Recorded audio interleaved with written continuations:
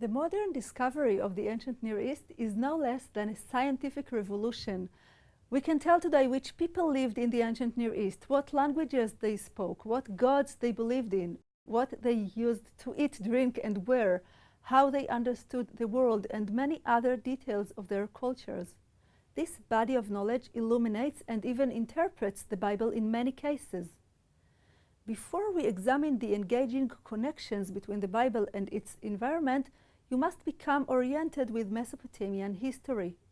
It is impossible to discuss ancient Near Eastern findings and their relation to the Bible without having a context, a general picture of the history of this world.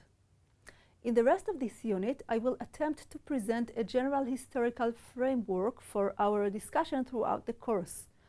An important aid for our historical discussion is the interactive timeline, which can be found on the course website. We do not have time to overview all the different civilizations of the ancient Near East. I will focus on Mesopotamian history, which is the most fertile source for material relevant for understanding the Bible, both qualitatively and quantitatively.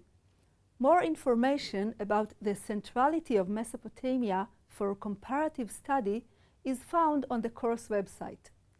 The term Mesopotamia is of Greek origin. Literally, it means between the rivers, that is, between the Euphrates and the Tigris.